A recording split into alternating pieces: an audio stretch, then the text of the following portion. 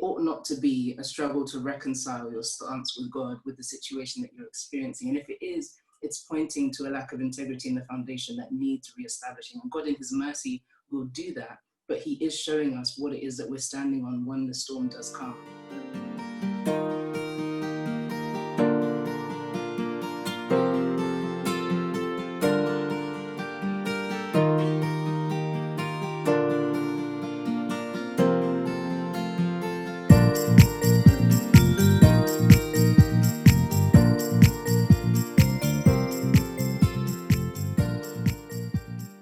So tonight we are accompanied by some incredible people, and I pray that we can glean as much wisdom as possible from these mighty men and women of God. I will introduce them for you, and then we'll get to hear some very personal and real experiences from our first speaker of the evening. So I will introduce us. We have Pastor Bio. Now, he oversees Kingdom Synergy Alliance, which brings together believers to promote and enact initiatives that bring forth collaboration in the body of Christ. He is an author. He's written books on spiritual warfare and interaction and relational principles for singles, for courting couples, and soon for newlyweds. So this is someone who's been given a lot of wisdom from God as to how we are to relate and interact as parts of his body. He is a church planter and trainer, as it says, and he has over 20 years of experience in serving God towards people. His assignment is to help ministries and churches and communities of believers reflect the pattern of the church from the early church, from our representation in the book of Acts. He specializes in helping the body of Christ in regions by raising and empowering leaders in the 18 to 40-year-old generation. So it's a privilege to have you here, sir. Thank you very much for joining us. And next, we have Pastor Seye. Now, Pastor Seye is a human capacity development consultant. This is a wonderful way to describe what he does. His passion is to see lives transformed through the principles of life and living given to us in Christ. Through seminars, conferences, one-to-one sessions, he brings unique perspectives and insights to bear on the connected issues of our day. He serves as an IT professional within the oil and gas sector in the cosmopolitan city of Lagos, Nigeria, where he resides with his family, and he runs an incredible blog, which I would recommend that you go and check out as well. Please welcome Pastor Seye for us tonight also. Thank you to be here. Thank you very much. And with us, we also have Pastor Lydia Khalil, who is a qualified integrative counselor and a pastor. She's registered with the BACP. She is an honorary treasurer of the Brent Bereavement Services, and she has extensive counseling experience, having served people who experienced 7/7 terrorist attacks in London, as well as residents of the Grenfell fire also.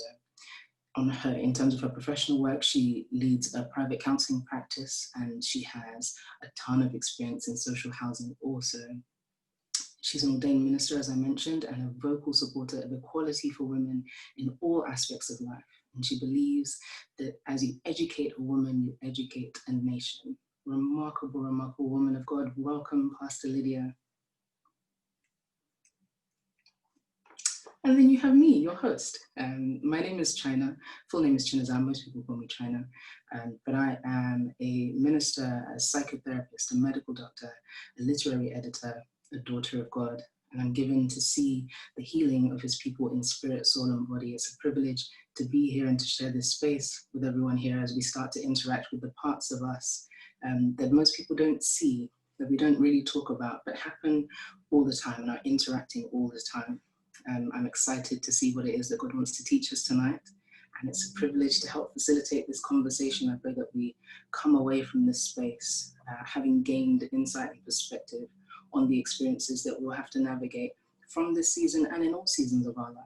Grief and loss are not limited to the literal translations of losing a loved one, because whenever you're moving from one season to the next, there is a sense of change and a sense of loss to be navigated. So there's lots to be gained from today's discussion, regardless of what phase or stage of life you find yourself in.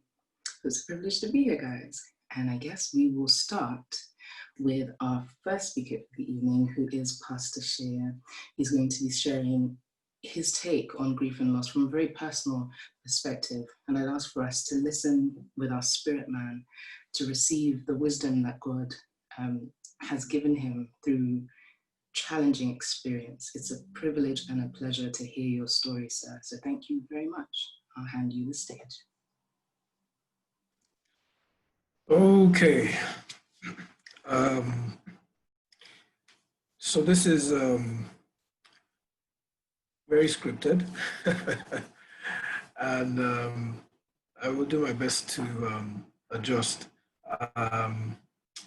Unlike the professionals who are on the platform, I'm used to a more free flow, but well, that's one of the reasons why we're here. I'm going to learn to be a bit more scripted this evening. So I'm going to just stick with what I have on the slides. Questions, what did I experience? So you mentioned something critical that I think we all need to take note of, which means that you do not necessarily have to have gone through something that would be devastating in a newsworthy sense, that would gain headlines on some of the major news outlets before you need to understand how to navigate seasons of grief, or I think more generally speaking, a sense of loss, or the need to move forward from one season to the other. And I think that when we think about it in such broad terms, all of us will find some way to connect. But back to the specifics, and Doctor, you didn't give me any idea of how much time I have. You know I can talk all night. If we could, let's aim for 20 minutes, but please go as God leads. These are pointers, if you could cover these generally, but please share what you share. All right, so I think that in terms of, let me talk about a specific experience, because I think then I'd be able to address some specifics. So sometime in 2009, I lost the closest person to me at the time. It was devastating. And I think that in one way or another, I must have gone through the cycles that psychologists and those who go through counseling with you will be able to identify. There's a popular framework called the Kubler-Ross grief cycle. I'm sure those of you who are professionals know about that, where it talks about starting with denial, and then from denial to anger, then to depression, to bargaining, and then finally to acceptance.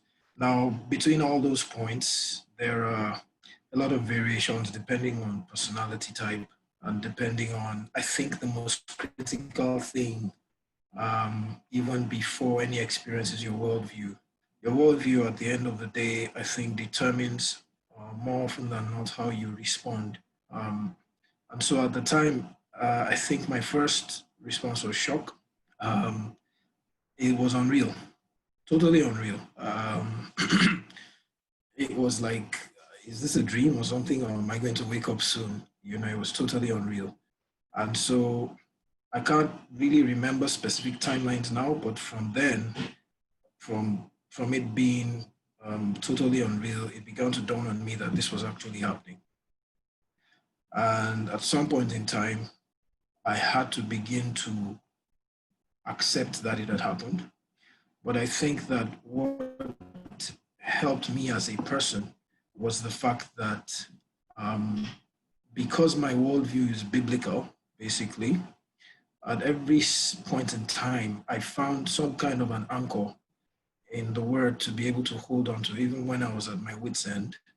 And it seemed like, you know, nothing made sense anymore, because basically it seemed as if the reset button had been hit on my life as a person. And so, which moves on to the next box where you say, where is God in all of this? Okay, someone says my microphone is a bit fuzzy. Let me try and adjust it. Is this better? That's quite good, Pastor. Oh, okay. All right. So where was God in all of this? Like I said, because I have a biblical worldview, essentially, my dependency was on God for strength. And I had conversations that for some people might sound like a taboo, but I had to be very real. At some point in time, I said, Lord, you know what? I know the word says you will not allow me to be tempted above what I'm able to bear. Yes, I understand that. But me alone, I can't handle this. I just can't. However, you can. I believe you can. There's nothing you can't handle. So at this point in time, I'm going to need your help. You're going to have to help me. You're going to have to carry me because nothing makes sense anymore. And I think that that's where many people who are going through some trauma of some sort, especially when it involves loss or grief, or maybe pertaining to a loss of a person, someone close or whatever, you will come to that point where it just doesn't seem to add up anymore. And so I simply made a switch in my mind to say, I can't handle it, but God can handle it, so he has to help me. And so those honest conversations with God for me were very, very important.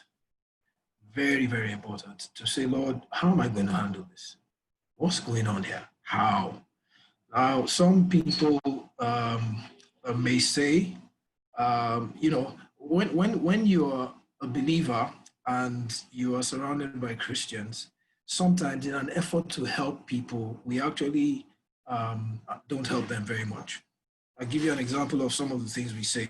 Don't question God. Um, have faith. Don't worry. It's all going to be all right. Yes, even if we know eventually it's going to be all right, those are not the kind of things that you say initially, especially when someone is still going through the shock phase or someone is still going through trying to really place this traumatic event and to really accept that it's actually happened. So the best thing that I feel you can do for someone, two things. Number one, your presence is more important than what you say. Just your presence is much more important than what you say. Your presence and your being there to be able to hold someone's hand spiritually, physically, figuratively, your presence will help a lot. And then your prayer for the person, not while they're in front of guests and they're trying to cope with how many people are going to see them all at the same time and all that, in private. Sometimes we underestimate the power of prayer for people, intercessory prayer, in terms of praying that God will give them strength, God will give them grace, and God will give them the staying power to be able to navigate a very dark season. And those are things that help tremendously, because at the end of the day, the nature of human interaction is that life will throw a curveball at us once in a while, whether we like it or not. I don't care how much faith you have, there will be situations you will come into where you are really not in control. And so our definition of faith needs to become more biblical. And that is simply saying that faith really is based on God's word. So something has happened that is unexpected. Something that has happened that, I can't even explain. So where am I? Number one, I'm having my conversations with God regularly. It's not a time to say, well, if this happened, I'm going to turn my back on God because, well, apparently he couldn't handle it. So how am I sure he can handle anything else? No, that would be a mistake. It's difficult not to do that. It's a challenge, but at the end of the day, that really would be a mistake, speaking from a biblical worldview. Because at the end of the day, the foundation of our lives really is our relationship with God. And that's where our reference point is. And so first step, have those conversations with God. You may not be able to pray the way you normally do, and it's okay. Okay? But have those conversations with God. And we find examples in scripture where Jesus, even though he's on the cross, he's still talking to God and saying, my God, why have you forsaken me? In other words, I'm not cool with what's going on, but he's still talking to God. At the last minutes of his life, he's still saying, God, what's going on? Even though they had a conversation and he said, not my will, but yours be done. But at that point in time, he was still saying, Lord, you mean this is how it's going to end? I'm paraphrasing, So let's keep up our conversations with God. Let's not throw away our biblical foundations. Another thing that I find that is key is that, like I said, at the end of the day, your worldview and where you take your, well, I think worldview really captures it in terms of where your thoughts and your thought patterns come from. So I think in this first period, I'll just round up with something that I think helps us to understand where we should be, whether we are the ones who are going through a traumatic season or whether we're the ones who are around people who are going through a traumatic season. And one scripture that captures it beautifully for me is Isaiah 61. I don't want to make this a Bible study, but I just want to mention Isaiah 61. And it says, "The Spirit of the Sovereign Lord is upon me." This is a New Living Translation. "For the Lord has anointed me to bring good news to the poor.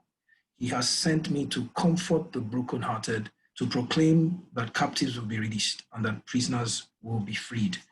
I spoke about praying for people who are going through grief and trauma. You are anointed to make a difference in their lives, even without them knowing. That's something we need to understand. And that gives us confidence and faith too. Because sometimes when you think about the horrible things that some people are going through, sometimes we don't even want to show up because we're not sure what to say, because we don't even know what to say. But I tell you that the Spirit of grace is upon you as a believer to make a difference, even with your presence. Verse 2 says, "He has sent me to tell those who mourn that the time of the Lord's favor has come, and with it the day of God's anger against enemies. To all who mourn in Zion," verse 3, "he will give a crown of beauty for ashes, joyous blessing instead of mourning, festive praise instead of despair." Okay, so that's speaking about another phase of mourning where, as we continue to pray for people, as we continue to have those conversations, we begin to see that what we're going through, yes, it's a phase. Yes, we acknowledge the reality of what has happened, but we understand that God is still with us no matter what has happened. And we hang on to him and we move into a phase where we can actually begin to look forward to a tomorrow. And we can begin to accept that there is a tomorrow, even though this horrible thing has happened. There's a tomorrow that begins to come into our hearts and into our conversations. And this scripture paints a picture of that tomorrow. And it's all about the grace of God being available to us to navigate a trying season. And when we're able to navigate that phase, we enter into a season where verse 4 says, "They will rebuild ancient ruins. They will repair cities destroyed long ago. They will revive them, though they have been deserted for many generations." One terrible effect that trauma and grief can have is, if it's not managed properly, is that it can propagate itself. So a person can be marred by grief and trauma in such a way that their whole lives are affected and they begin to foist that on other people. I always say, when I see a person who's stepping on others and hurting people by default, it means that person themselves has been hurt. It means that person themselves is unbalanced because of something that happened. So when we're conscious of this, we realize that as we intercede for people, as we're there for people, we may not have all the answers. Most times we will not. But as we're there for people and as we look to God for inspiration, what do we do? What does this person need? And you can have those conversations. When you're with someone who is going through grief and trauma, we're thinking all kinds of things, because if I say this, they may remember this. If I don't say this, they may feel this. If I don't have those conversations with yourself in your mind. Be sensitive, yes, but just be there for them. Ask the simple things. Is there anything you need me to do right now? Can I get you something to eat? Or for some people, here, you need to eat. Some of those simple things that they may not be able to process at that point in time, but they need. We just need to be there for them. Because if we help people navigate through seasons of trauma accurately, then they themselves are equipped to help other people. But when it doesn't work out right, then you have someone who is mad, and people get into depression, people get into destructive behavior, or some people just close their certain aspects of their lives off to everybody else. They don't want to go there. It's locked up. And that ends up affecting them in more ways than one. Mourning and grieving is part of life. So because we're in a place where we've gone through trauma doesn't mean the word doesn't work anymore. As a matter of fact, it says that many are the afflictions of the righteous, but the Lord delivers them out of them all. And he says that with every temptation, he will make a way of escape. So the word of God doesn't run away from hard times. It doesn't run away from difficulties. Rather, it gives you the strength, the wisdom, and the grace to navigate through those seasons. And so this season I spoke of that I went through, initially, sometimes when I was alone, I'd just break down in tears, just collapse in tears, and I'd be sobbing like a baby. Because I was just a mess. So a close friend of mine actually told me once, because he thought I was trying to be, sometimes when you're in leadership, you need to be strong for people around you. But I was not trying to do that in terms of covering up my emotions. So he said, Seye, it's okay to cry. I said, I'm not trying to play macho here. I've cried. You just weren't there when I cried, So there were seasons when I would really break down in tears. And then after some seasons, it was like layers. Grief is in layers. At some point in time, I would, be by myself and I'd just shake my head and I'd just be, wow, this is, Lord, you mean this is actually going on?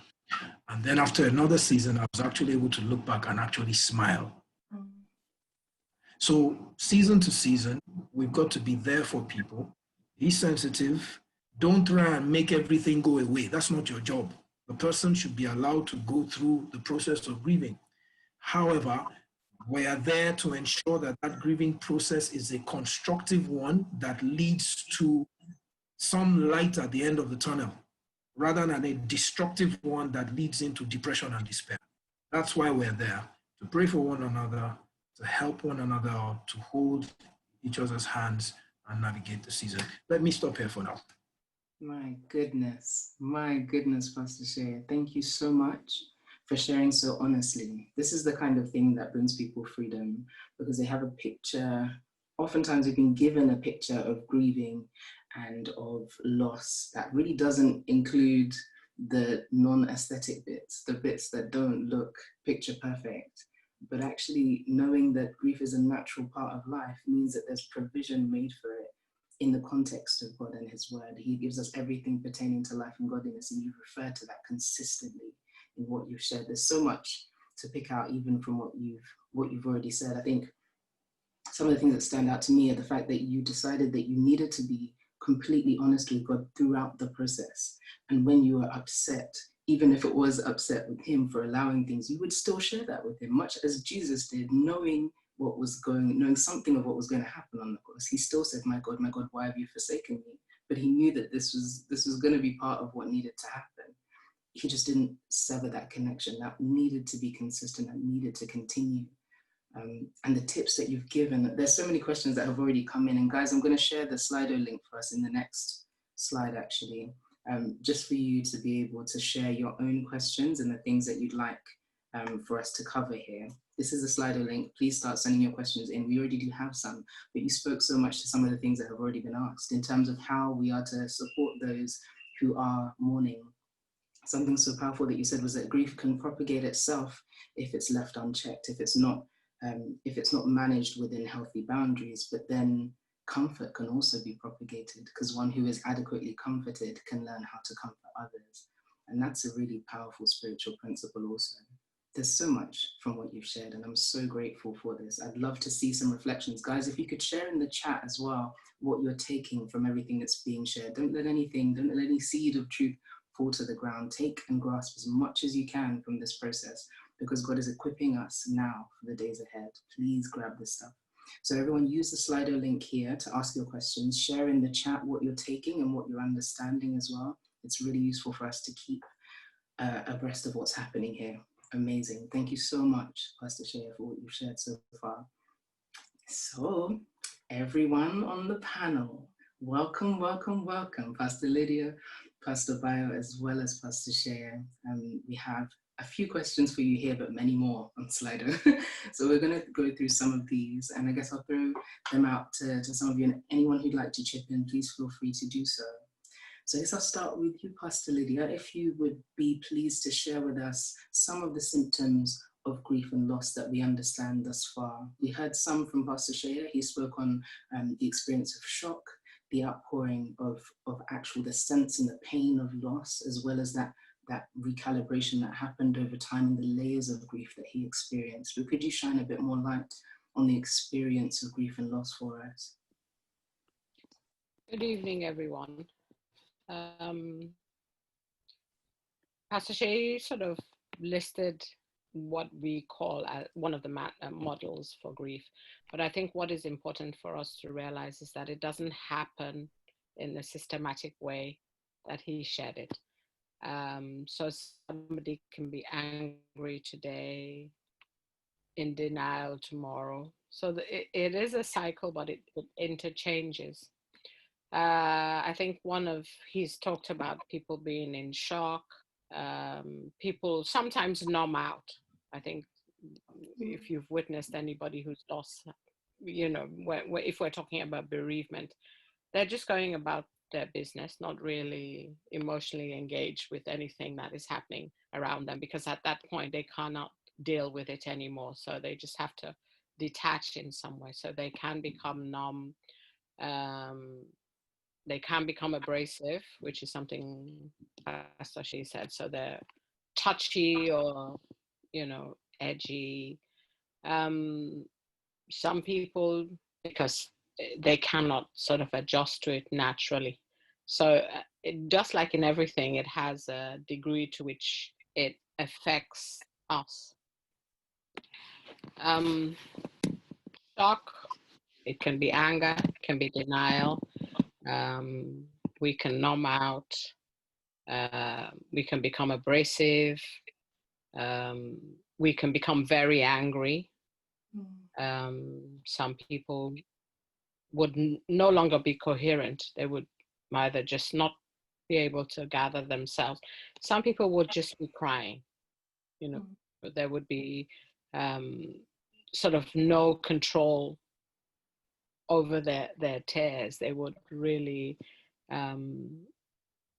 be consumed by this loss. So it would just be something, they'll become emotionally overwhelmed by what has happened.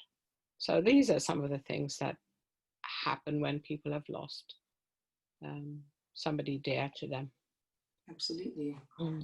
The people I've worked with report some practical symptoms. So things like finding it difficult to concentrate or to hold a thread of thought for a measure of time. Things like that can be difficult. Maybe interrupted sleep and difficulties around. Yes. Things like loss of appetite. Yep. Some people immediately will just withdraw and go into a room, and then you find that you're trying to engage with. Sometimes they say, I can't eat and I can't sleep, and those things actually are quite unhealthy. Some people actually immediately, their blood pressures are raised, where they might even need, some medication just to ease it off. So there are sort of numerous symptoms, and they vary for everybody. And sometimes they would cry, and then they would be in denial. I've heard of people say they would cry, and then they would hear the door open, and then they would think, oh, the person is coming back from work, So the unbelief and the denial, they'd be like, okay, he's coming through the door, and then they sort of realize he's not coming, and then then they start to cry. So I guess it goes in phases and in cycles, and we can't always predict what the next symptom or the next sign is going to be. But I think Pastor Seye said something, there is something about just being there and available and open, and not necessarily trying to make it better, because you can't. You can't make it better. This is something permanent. It's just about being there with the person, because you're on their journey. It's their journey. Only God can make it better. You can't. So it's just about being there. Not really saying anything. I think a lot of times we talk too much. Hence, we say the wrong things. So the best thing is just to be there. Would you like some water? Let me get you some food. You know, do you need to sleep? I'll keep people outside the room. You know, are you warm enough? Do you want to go for a walk? Yeah. You know, sometimes when I go with people that I know that are close to me, not clients, and they've lost somebody, I would say, oh, just put on your jacket, let's go outside. And then when we go outside, I would say, okay, I'm going to pray and you just walk. So I'm not asking them to talk or anything, or I will just start to worship, just to lift them from that place in that, you know, in that moment, so that the spirit of grief and death or disappointment or depression lifts before they come back into their home or come back actually into engaging with people. And every, you know, and in that time they will say, this person said this and this person said that and this person said that. So in that time they sort of let go, because they're hurting, and then people come and say things that hurt them even more. What you've shared is very, very important. Just being able to practically engage with someone and not necessarily fighting for the right words to say. I think that's something that's terrified many of us out of supporting someone in a time of loss, just not knowing how can I possibly meet the depth of this pain in someone else, but realizing that that's actually not our job. Our job is just it's not a job. Yeah, Mm-hmm. our job is to be there. Just to be alongside the person. I always use that, you know, when Jesus says, I have to go so that another can come, you're standby, you know, so we're then standing by that person on their journey. Wonderful. Thank you so much, Pastor Lydia, for sharing. Now I'm going to ask a little bit about some helpful and unhelpful coping mechanisms when it comes to grief and loss. What kind of things have you all seen as ministers, as professionals in your various spaces? How have you seen people respond helpfully and unhelpfully to seasons of loss and change in terms of grief? Pastor Seye, do you want to answer? Yeah, sure. You first.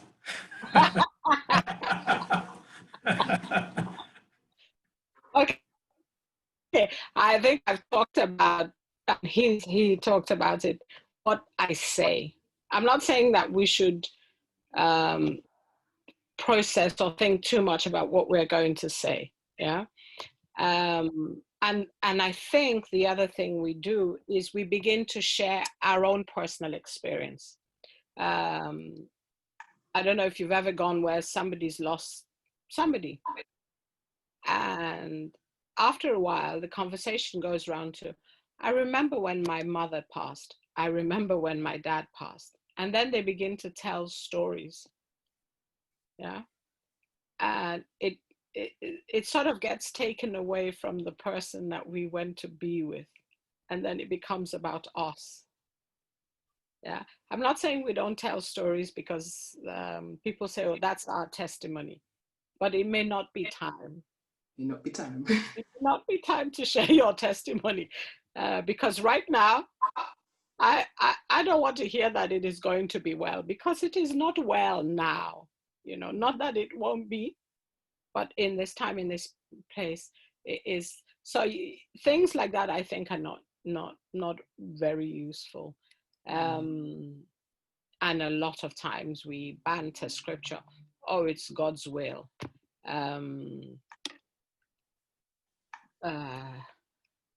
It is well, you know. How do you tell somebody who's lost a wife or a husband and the children are there and you're saying it is well, you know? And we all know the next couple of months to a year is going to be rough for them.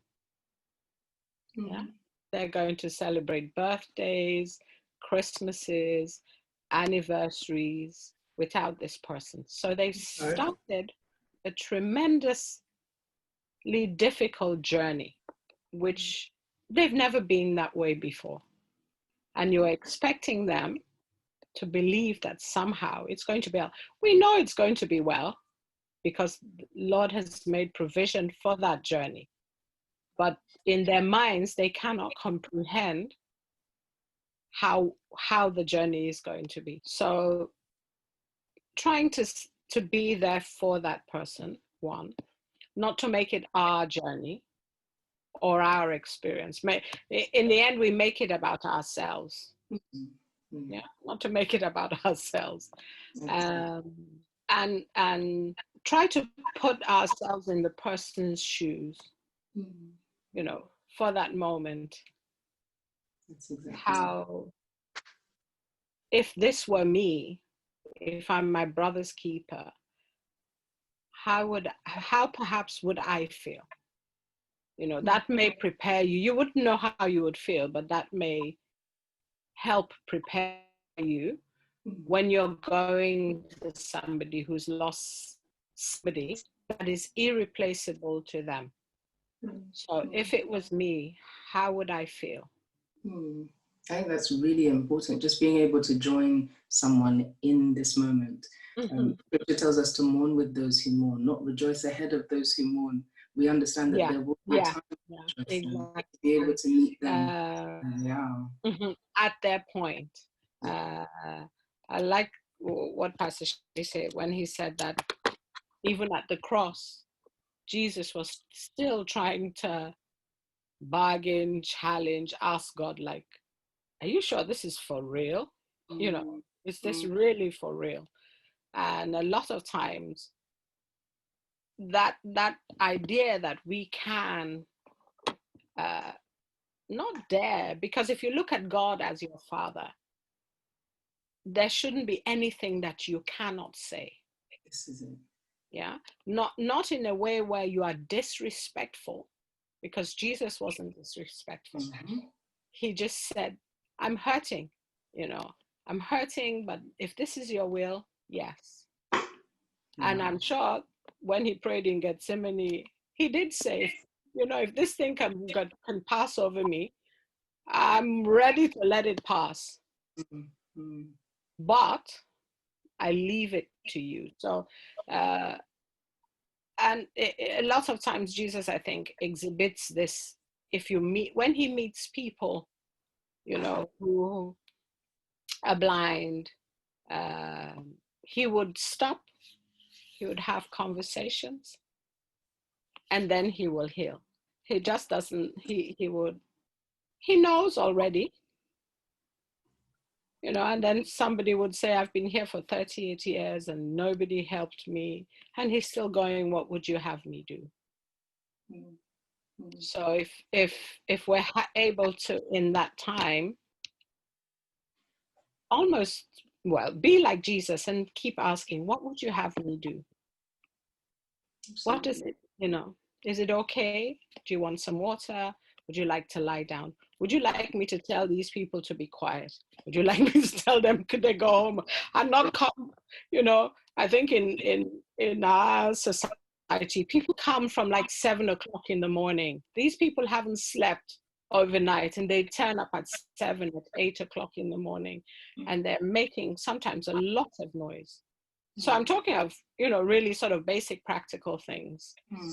So just say, oh, tell everybody, please, can they come at 12 o'clock in the afternoon so I can have a lie-in. The children can bath, the children can eat. We can at least breathe and maybe pray with one another. And then you guys can come. Because we know they mean well. Yeah. It's a wonderful thing. Practical. Thank you so much. Thank you. Pastor Seye, did you want to contribute? Yes, just to support everything that Pastor Lydia has said. Please, when you have the leverage in an environment where someone is grieving, in fact, sometimes you have to acquire that leverage. be their minister of defense. Whisper, you need to go up and get some sleep. Don't worry. Whoever comes in will tell them you're resting, because people feel they need to be there. Someone has come to commiserate with me. I just need to show up, and then you're there. After a while, the person runs out of things to say, and then people are just heaving sighs until the next person, who happens not to be too emotionally intelligent, now brings up something that reduces everybody to tears, and then there's another round of wailing, and then there's, all that drama. Yes, there's sometimes you won't be able to help that, but please, if you're in a position to do so, help them manage those aspects. It's important. Or find someone who can. Yes. Recently, unfortunately, we lost someone here in Lagos. A friend of mine lost his wife, and it was really, really, really sad. I mean, and so my first concern when I walked in there, I saw the crowd, because she was a bit of a public personality, so people were coming in from all over. So at some point in time, I whispered to him, I said, it's okay for you to go upstairs and sleep. Then I spoke to his brothers, I said, please, make sure that this man goes upstairs to sleep, because he was escorting everybody who was leaving. People would come in, he would say hello to them. He's just that type of person. As they're leaving, he's walking them out, he's coming back in. The next minute, I said, no, this can't work. This can't work. Please, at a certain point in time, please move this man upstairs. Anybody who comes in, oh, we're so sorry, he's resting. We appreciate your coming. Help them manage that. That happens in the immediate. Help them manage that immediate period, so that, like Pastor Lydia said, they don't become worn out, they're not eating, they're not sleeping. Terrible combination. And they're grieving. Grief has effects on the body as well as on the mind, okay? And in extreme cases, even on the spirit. The Bible says a broken spirit, who can bear? So this person is going through several dimensions of trauma, many of them cannot be seen physically. And so we've just got to help to manage them with some social intelligence. So in the immediate, help them manage that environment. And she said something very powerful, an atmosphere of praise. Whenever you can introduce that, an atmosphere of worship, just keep that atmosphere. Because I can tell you that when the spirit of death, quote unquote, is around, okay, the enemy likes to take advantage of that to do much more than what has happened. I'll say that again. Whenever death has been around, someone has transited, because of a lot of the negative emotions and ideas that are within that space, the devil likes to take advantage of such seasons to introduce a lot more mishap, accidents. So such a person, of course, sometimes we make assumptions that people know these things, but I'll just mention it here. Please forgive me if it seems simplistic, but anyone who's going through stuff should not be allowed to drive. It may sound simple, but please, they should not be driving. They should not be doing things for a season that require real, serious concentration, because that person is not there. I don't care how strong you are, that person is not there in the way that they normally would be in that season. So as we're around them or around that environment, we need to begin to think of, like Pastor Lydia said again, some of the practical things. What do they actually need? What do they actually need? And help that process. What we're trying to do, really, at the end of the day, is to be able to connect them with their future. What do I mean by that? At some point in time, the crowds are going to thin out. At some point in time, people are going to, even relatives are going to have to get back to their normal lives, no matter how long they stay with you. So what we're trying to do is to gently help that person along the journey of getting back into the new normal. Because there's a new normal.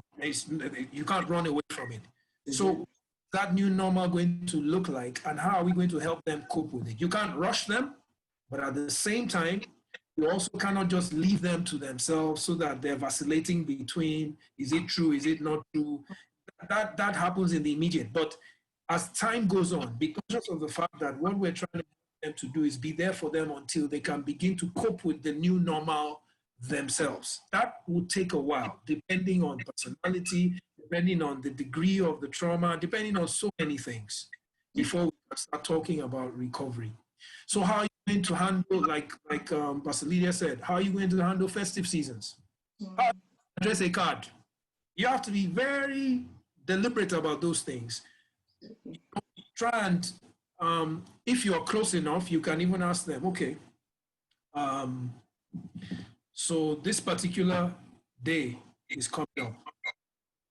Say, for example, if someone lost someone very close and that person's birthday is looming, Yeah. And you sometimes you can already see the signs. People are, it's like a cascade. People are shutting down even before the time.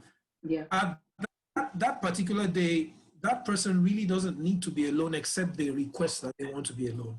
So organize to have people around them, not too many, but it's a good day to visit and to take them out if they are willing.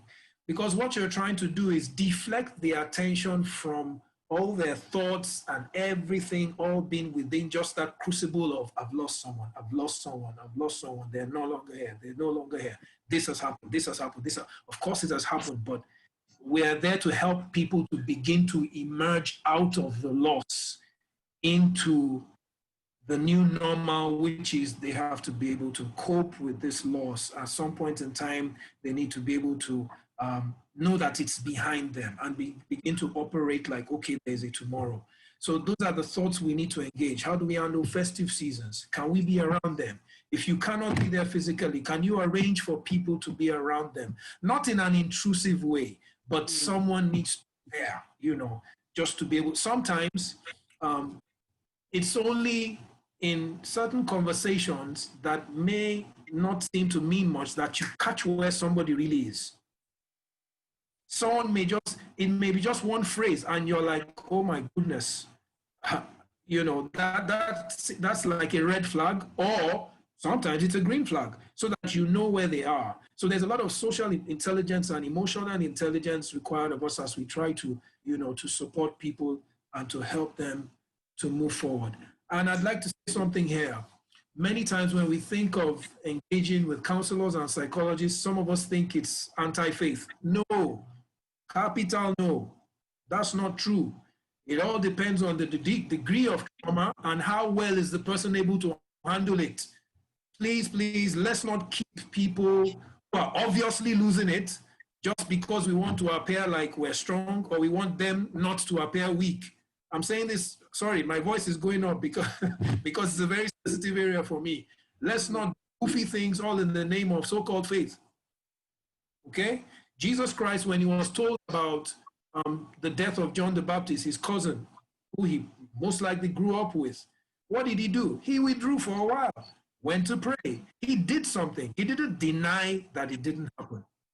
And because of that withdrawal that he did, he came out and began to minister in a powerful way. In other words, he connected with the tomorrow and he was able to function in the new normal. But there was some kind of a withdrawal initially. So let's not think that going for counseling, you know, that sometimes we faith people, sometimes there's this kind of taboo associated with, okay, I need to see a counselor. No, it doesn't mean there's anything wrong with you. Sometimes that's the wisest thing you can do, especially when you notice that this person really isn't coping too well, you know. And then and now you don't need to tell them, you need to see a counselor. No. Talk to people around them, their influencers. Talk to them in such a way that they can bring that into the conversation or into the mix. It's the exact thing because you're working with a human being who may be willing or who may not be willing. But you've just got to be careful and sensitive because some people do need to talk to someone who's a professional, who can walk them through some very specific things, issues. Sometimes they may be able to talk better with someone who they don't know very well concerning some of their affairs, some of their concerns. And, you know, we've just got to be, you know, allow God to give us wisdom. And I'll close with a bit of a short, very short story on the lighter side. Now, when I lost my dad 3 years ago, I stay in Lagos, which is about a 2 hours drive away from Ibadan, where my parents were staying. From the day that he passed on, I was going to Ibadan every single weekend just because of my mom, because they had been together for, I mean, I'm trying to do the maths, 50 something years. So of course, it wasn't trivial. So I went, I just wanted to be there for her, to be able to speak with her. Very strong lady, but now the time of the burial came and she had said something. She uses a wheelchair because she has some health challenges. Now she wanted to be part of every single bit of all the outing ceremonies, so to speak. Now, that was going to be a huge, huge, huge problem. Mm-hmm. What did we do? I'm saying this in relation to learning to leverage on the people who are influencers in the space of someone who's going through something. Now, I tried to pre-play us trying to navigate my mom. After several hours, a service has taken place. You're now going to be at the burial site, and then reception and all those ceremonies and everything. So you know what we did? We knew that there was no way we were going to convince my mom not to be involved in certain things. Simple reply, strong woman, would simply have been, my husband, I'm going to be there every step of the way. Case closed. So what we did was we went to whisper to her pastor, who happens to be a very influential figure in her life. And we went to say, look, pastor, this is our concern for our mom. Please, can you just say something about this and just help to reassure her that everything is being taken care of, so that she doesn't take herself and everybody else through this journey, that we were trying to contemplate. And it worked. Okay. Now, that may not be the case in the situation you're dealing with, but the principle there is understand who are the influencers in this person's life. There are certain things that you may not be able to discuss with them directly, you may hint at, but there may be other people in their space who may be able to help them along this way when you're trying to help them to connect with tomorrow, like we said. It's a gradual process, and we've got to be patient. People will respond in different ways. Sometimes when you think somebody is over something, several months later, they go right back to square one. You've got to be patient. It's their journey, like has been said, and we've just got to be supportive, prayerful, and, hopefully things will work out for the best. Don't be shy of speaking to counselors. Even if it's, okay, enough said. Let me not start. Okay. I know you used your friend that when your friend lost his wife, he sort of, everybody that came when they were leaving, he would see them off. Now, you said that was his nature. Yeah, that's the kind of person that he is. What I want to ask is that, do you feel or think that Christians are expected to be brave and strong and just like take it all in when we have these sort of big things that have happened to us? Yeah. Do you feel that we have pressure to actually, sometimes people, you go and they're saying to other people, oh, I'm okay, would you like a drink? You think that's imputed on us, where something big's happened to you and you're saying, oh yes, it is well, God is in control. Yes, I know some people can do it. Some people have that kind of capacity. Some people do their grieving privately, that they can put it all together. But for the rest of us that would just be on the floor and like, God, why did you allow this thing to happen to me? Yeah, like, come on, you could have done better. Yeah, big God. Yeah. Do you think that expectation is hard of us?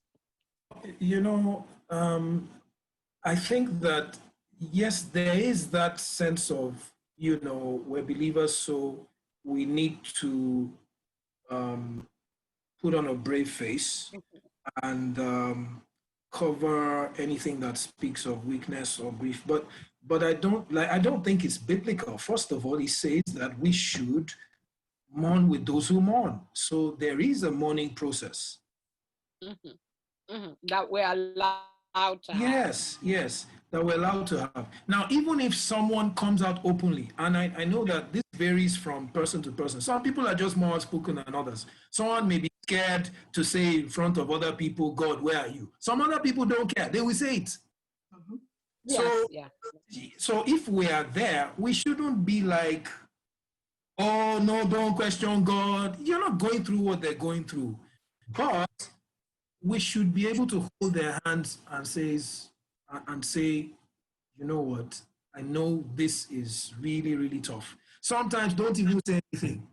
Just hold them, allow them to cry, allow them to yell, allow them to scream. Just be there. Just be there. So, there isn't a one size fits all, now, sometimes some believers find themselves in a peculiar position. I'll give you an example. So here you are. Lots of people are looking up to you, and they are, as it were, setting their compass based on your response. So you can say, well, I don't care what anybody else feels. This is how I'm feeling, and this is how I'm going to express myself. And we wouldn't blame you for that. But then there is also a leadership aspect where you try to manage that, in the sense that sometimes you've just got to be brave for the sake of people around you. That doesn't mean you don't acknowledge that something is wrong. That doesn't mean you deny it, but there's a sense of taking a bit of responsibility to be able to help people say, hey guys, look, this has happened, and I'm probably just as confused as you are, but at the end of the day, God. So we don't deny that there are a million and one questions that we cannot answer now. Some of them will be answered with time, like I say. Some of them will not be answered until we cross over into eternity. Let's accept it, and let's be willing to help people understand that. So on one hand, we're not being fake and unreal and saying, it is all well, everything happy-go-lucky, let's move on to the next item. But at the same time, depending on the atmosphere, environment, depending on your space, there sometimes is that bit of having to navigate, if you can find the strength, to be strong for other people. So if somebody's, I'm looking for an expression now, but I think essentially that's what I mean. Sometimes we need to be strong for other people, but it doesn't mean we're unreal. It doesn't mean we're fake. It doesn't mean we're in denial. We just have to find the grace in our hearts to help people around us. And there will be times when we ourselves need help. We need to be able to admit that. Yes. So then it comes to the principle of the people around you. There's the 1, there's the 3, there's the 12, there's the 70, there's the 500, and then there's a crowd. So when the crowd is there, when the 70 are there, who I know are totally dependent on, what I say is important. So before the trauma, your conduct as a leader is important. Yes? Because people learn from you every day. And there are people who you mentor. Yes? So because you have now gone through a traumatic season, we can't throw all that away. Or better expression, we should try not to throw all that away. So what I would say in terms of a model that is practical to work with, if you're in leadership, and all of us are in leadership at one level or the other, in family, in organizations, whatever, when you're with the crowd, as much as possible, as much as in your power, be brave. When you're with the 70, be brave. When you're with the 12, you can be a little bit more open. And then once in a while, you take the 1 aside and say, guy, pray for me, I'm losing it. Because those are the people God put around you who can help you, who can handle it. Pastor Bayo is smiling because he knows exactly what I'm talking about. Pastor Bayo is one of the 3 that I personally have around me. The conversations I can have with Pastor Bayo, I can't have with anybody else, and vice versa. So we need to be, be wise about conduct, but not fake. We cannot afford to be not to be genuine in our conversations and our conduct, because it comes out looking very artificial, and people can sense that. People can touch that when you're not being real, and it does more damage, than when we're being real and expressing ourselves, with this. Okay. Thank you very much, Pastor Seye. But that really does speak to something that we often now that Dr. China is watching the time, and the time has gone so far, but thank God that watching the question. Thank goodness that we do have a part 2, so hopefully we'll be able to answer some more of these questions. But this really does speak to a model that we speak about often in community, and it's the idea of building your storm shelter before the storm. Because when the storm comes, people will see what your storm shelter is made of. That's when your faith actually becomes sight to the people around you. And so it ought not to be a struggle to reconcile your stance with God with the situation that you're experiencing. And if it is, it's pointing to a lack of integrity in the foundation that needs reestablishing. And God in his mercy will do that, but he is showing us what it is that we're standing on when the storm does come.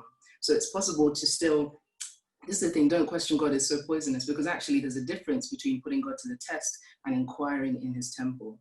It's okay to come, let us reason together with God. It's not to say, God, why have you made me thus? Or God, you made a mistake. But it's to say, God, what is this? How do you define this? Because the worlds were framed by the words of your mouth. So how do I frame this on this situation? How do you frame it? How do you make this make sense for me?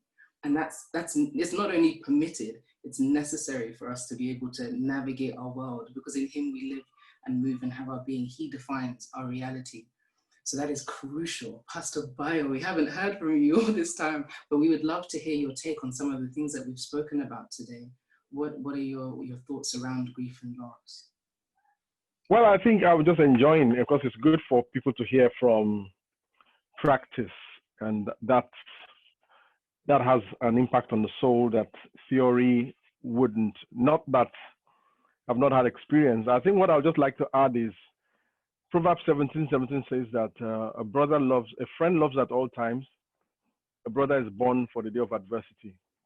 And I think that support system, that storm shelter, has to do with the context of relationships and support systems that we have or that we add to one another. So everyone on this call will have to deal with loss at some point in time. I would say it's better to be in the house of mourning than the house of Mary. Bible says that for a reason, because it lets us live in the constant realization of what life really is, the mortality, and the redemptive grace that Christ has brought to us. But from my experience, what I'd like to add is this: when someone is going through grief, let's prepare for good times and bad times. Let's be a friend in all seasons. Let's go beyond friendship to brotherhood. I've had the privilege to support quite a number of people through different kinds of losses, whether loss of separation, loss of death, from death, or even, any kind of trauma behaves the same way. Because when you look at the human being and how we're constructed, we have 3 parts to our nature: our spirit, our soul, and our body. So what loss does is like an amputation.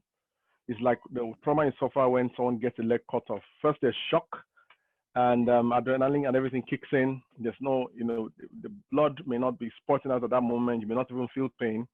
But eventually you come to terms with it. And the first thing you want to do is to help that person's body to stabilize the blood flow and help the body to get through all of those seasons. So the soul needs to be healed. It needs to be prevented from infection. That's why it's good to see counselors and all of that. But I want to talk more about our role as brothers and sisters to those who will go through trauma, as those who also go through some form of loss. In fact, every single day we go through with Christ, we're going through losses for his sake. We're going to lose our lives every single day. So Jesus Christ was a man acquainted with grief.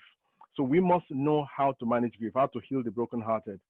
So in the times I've helped people, I think one of the things that stood out I'd like to say to you, everyone, is let's have a plan to support people through their process. Don't just have a plan to support them until the day of the burial or until the short term. Have a long-term plan for people.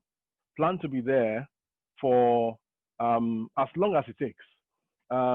If someone, I remember a friend of mine who lost his wife recently. From the day before the burial, managing the burial, being with him, helping him to think, to talk, taking him out once a while because he is a pastor. He couldn't be vulnerable to the crowd. So we would walk together, talk together. It was very consistent every day, every week. And the plan was a 3-4 year plan until he got settled. It's 3-4 years because you should be able to anticipate what are the rough roads this person will go through. That's why a brother is born for adversity, not just to visit the person after they made a loss. A sister and the brothers around should rally round and make a plan until the person settles down, until there's full restoration. So that's what I'd like to add. What that looks like in different cases will be different. But I'll just say, let's practice not just being friends, let's practice being brothers and sisters. Then it becomes easy when there's trauma for there to be healing, for us to produce some antibodies that help people to deal with trauma. So I'll stop there, and so that we can answer your questions.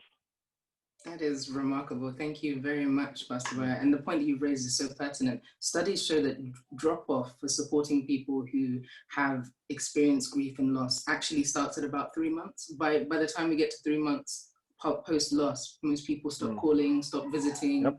Not good. Then the person's left adrift, and it's like, well, hang on, I haven't even begun to really start to grapple with the notion of what life is going to look like without this person or without this thing. Because again, we're not just talking about bereavement, but all senses of permanent loss, where life is now unalterably changed by the absence of this person or thing. And that can be a really difficult thing to reconcile, particularly as we are family. We're supposed to be thinking ahead and suffering with. If I have compassion for someone I suffer with, that's the meaning of the word. So that means walking with and thinking, okay, if this is me, whereabouts am I right now? Thinking very practically about how we can support one another. That's fantastic. So in terms of the questions, it's looking like we have 10 minutes left, but thankfully, most of the Slido questions have actually been answered as we've been discussing, which is a wonderful thing. Just in terms of the process of mourning, as we said, it's not linear. It comes in waves, it comes in layers. People are needing to come to spaces where they can accept the reality of the loss, the fact that this person or thing is really gone.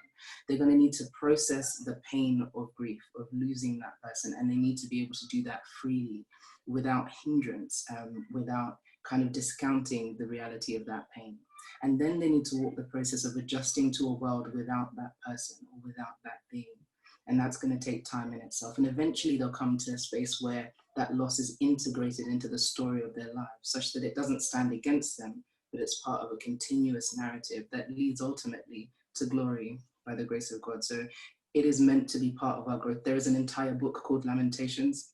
Grief is necessary, lament is necessary in God. He speaks to this experience that is universal, because death and finitude are part of our lived experience. So absolutely, God being wonderful counselor, he knows how to manage us in this respect. It is his idea, entirely his idea, to walk with us through these valleys, making them pools as we go. So thank God. Thank you all so much for sharing with us. I'd love to get just 30 second snippets from you all, just of takeaway points that you'd like us to go with as we leave the space today. If we could start with Pastor Bayo, actually. Okay. Yes, yeah, this is to everyone. Nobody likes to talk about grief. Nobody likes to talk about death. But it's inevitable that if we're not going to deal with it, we will have people who are going to deal with it. So understand that this is to help us prepare mentally. In this season of COVID, many people have lost loved ones, and many more will. And this is the time for us to share our lives and share comfort with us. So see this as preparation that we're doing internally, so that you are brave in the face of grief. You're not the sort of person that's with someone and you don't know how to handle it. Just be there, be part of someone's storm shelter, and when your time of grief also comes, God will also recompense you, because we will all have to go through loss. So I just want you to, in your heart, know that, well, no matter how nice everything is, we don't hope that our spouses will die. We don't hope to have the pain of separation, but it will happen. And at those times, the question that life will ask you is, what is your rock? And if your rock is not God, then you will splinter. So and before loss happens, or even prosperity can destroy and also grief, I'll say it's good for you to keep a very healthy regime of developing your soul, your spirit, and your body. Because when trauma comes to your soul, if your spirit is not strong, if your truth base, your love base for God is not strong, you will splinter. So keep your soul healthy, keep your spirit healthy, keep your body healthy, keep your social circles healthy. Make sure you have your 3, your 1, your 70 and co. Don't be caught on the day of adversity with the crowd. It will kill you. So make sure you have support systems of people who care for you, that you care for, you love one another. So in the days that you need to relax back into safety, there are arms to receive you. That'll be my 30 seconds. I know that's about 1 minute. But wonderful, wonderful 60 seconds. Thank you very much, Pastor Bayo. Can we hear from you, Pastor Lydia? 30 seconds. I look at death as the only guarantee we have in life. Everything else is a variable. Whether I marry, have children, become rich, become poor, there's a guarantee that as long as you're born, that's a guarantee. That's the end of the story. But for me, the good side is if you don't die, you don't get to see Jesus unless you're there when there's a rapture. So there is glory at the end of this. And because it is something that is so mystified, we are afraid of what we don't understand. And I'm not sure it is something that we will completely understand, but it's something God expects us to accept. If he was able to allow his son to die, he shows us that there is a journey in death and there is one in resurrection. So I know we run away from it, but it's something we should settle, that this is the only way out. This is it. Wonderful. Thank you very much, Pastor Lydia. Thank you. And finally, Pastor Seye, if you take us 30 seconds. 30 seconds, okay. So I think I'll try and be wise here and just simply read through a scripture. I think that's the only way I'll set it. So I'm just going back to Isaiah 61, and it says, "The Spirit of the Sovereign Lord is upon me, for the Lord sent me to bring good news to the poor. He has sent me to comfort the brokenhearted, to proclaim that captives will be released and prisoners be freed. He has sent me to tell those who mourn that the time of the Lord's favor has come, and with it the day of God's anger against their enemies. To all who mourn in Israel, he will give a crown of beauty for ashes, a joyous blessing instead of mourning, festive praise instead of despair. In righteousness they will be like great oaks that the Lord has planted for his own glory." Final word, this word starts with the Spirit, and somehow in this life, somewhere it talks about mourning. So we do mourn, but at the end of the day, it says we are planted for his glory. So I believe that putting together everything Pastor Bayo, Pastor Lydia have said, at the end of the day, we will be in a place where his glory will be revealed. Whether we understand it or not, his glory will be revealed. Whether it's tough, whether it's easy, tougher sometimes, tougher than tougher, his glory will be revealed. Amen. Amen. Amen and amen. Thank you so much. That is remarkable. Wow, guys, tonight has been incredible. I'm very, very grateful that we have a second part to this discussion, because it's important for us to understand that God connects with us in the darkness and not just in the light, not just on the mountaintops. He is here for the long run. And it's wonderful that we have before us examples of those who haven't just heard of God, but who have seen him with their eyes by handling with their hands the word of truth. So it's a privilege to have had you three with us today, Pastor Lydia, Pastor Seye, Pastor Bayo. Thank you so much for blessing us with the wealth of experience that's come from painful obedience to God. Thank you so much. We honor your sacrifice here today. Thank you. Thank you for having us. No worries. Thank you. Thank you. And if you'd like to contact any of our speakers, here are our contacts that you can reach us on to continue this conversation and see the word of God made flesh in your experience. You are not alone. You are not forgotten. Your God is El Roy, the God who sees. He sees you. He's made provision for your need before you were aware of it. So glory be to God for his love for us. Thank you so much.